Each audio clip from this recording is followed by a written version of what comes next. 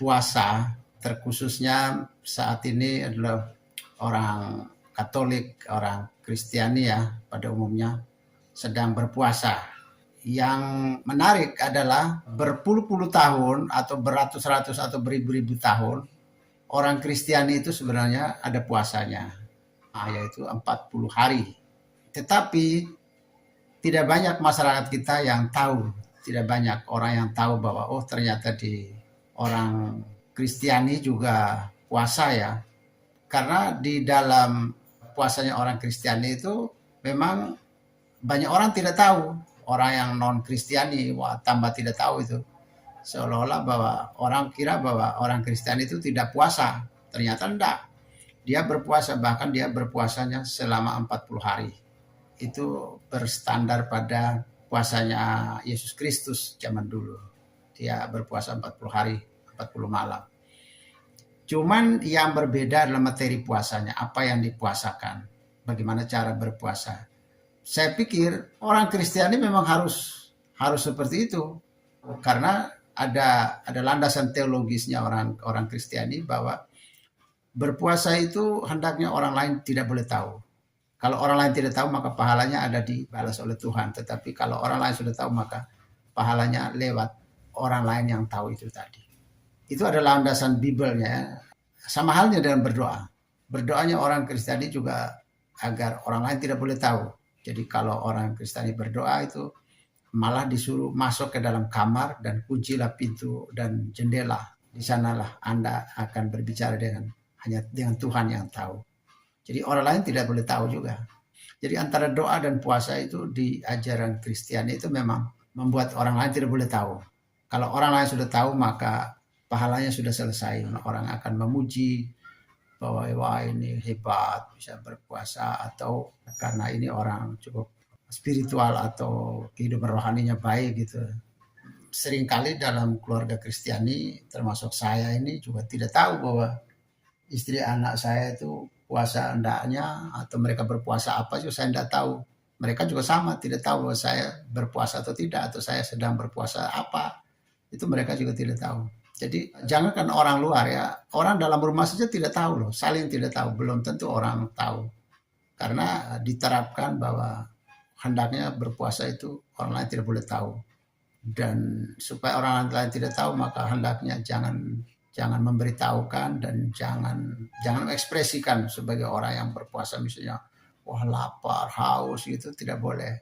Jadi bahkan dia suruh harus basuh muka dalam ajaran Kristiani, dalam landasan Bibelnya ada. Dalam Injil ada begitu. Basuhlah muka agar orang lain tidak boleh tahu bahwa Anda sedang berpuasa. Sehingga wajar saja kalau orang lain tidak tahu atau orang umum malah tidak tahu bahwa di dalam orang Kristiani itu ada puasa atau enggak gitu loh. Karena memang prinsipnya begitu. Jadi intinya bahwa urusan rohani, urusan ibadah itu hanya ada urusan kita manusia dengan Tuhan, tidak manusia dengan manusia, tidak orang dengan orang. Tidak untuk diketahui oleh orang banyak. Sehingga puasa seperti ini saya beranggapan bahwa puasa yang cukup bagus ya, tidak mengganggu orang lain atau tidak melibatkan orang lain lah.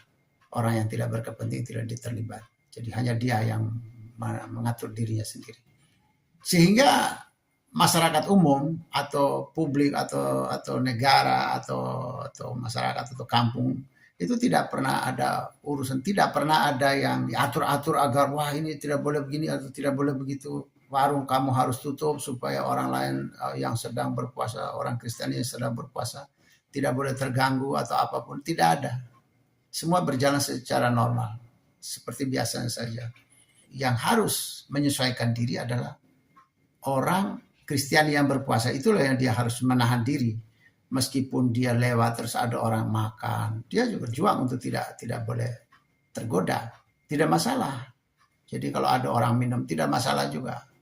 Yang harus menyesuaikan diri adalah orang yang berpuasa. Jadi orang berpuasa tidak mengatur kehidupan umum, tidak berubah apapun.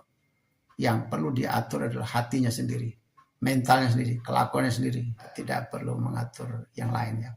Pola ini membuat orang lain merasa tidak terganggu.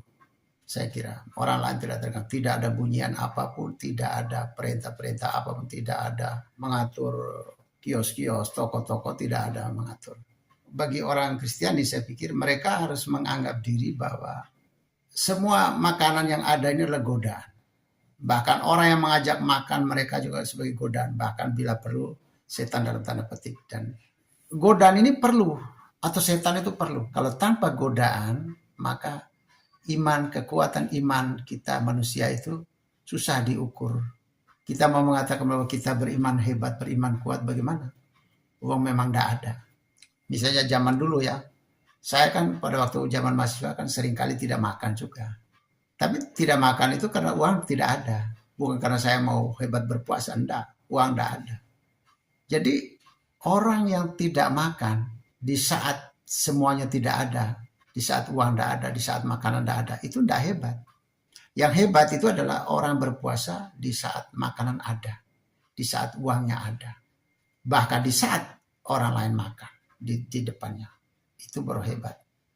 Tapi kalau dia tidak makan karena uang tidak ada, makanan tidak ada, ya tidak ada hebatnya. Dan itu tidak ada takaran tidak ada indikator bagi iman yang mendalam, itu tidak ada ukurannya.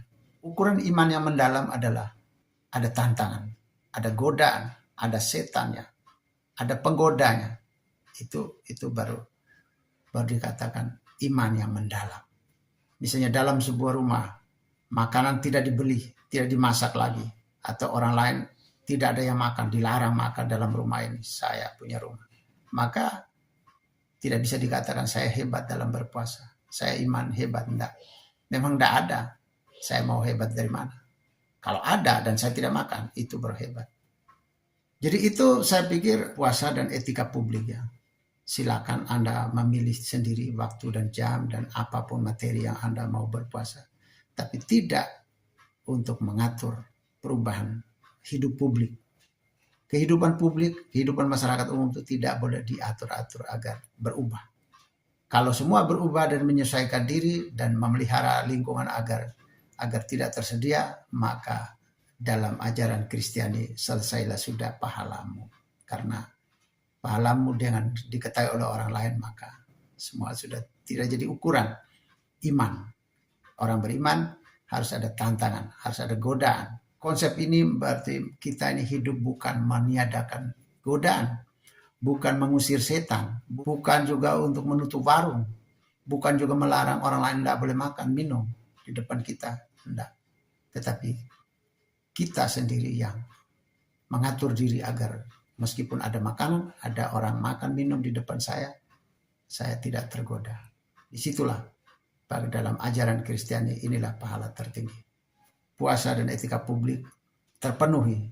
Bagi diri sendiri adalah dapat menakar iman, kedalaman imannya. Tapi bagi publik tidak terganggu apapun. Semua berjalan seperti biasa, normal seperti biasa. Yang harus mengubah, mengatur diri adalah orang yang sedang berpuasa. Orang Kristiani yang sedang berpuasa. Saya pikir berpuasa yang seperti ini cukup ideal. Sangat ideal. Tidak mengganggu lingkungannya. Tidak mengatur-ngatur agar orang lain hidup sesuaikan, menjauhkan godaan. Selamat berpuasa bagi umat Kristiani di seluruh Indonesia.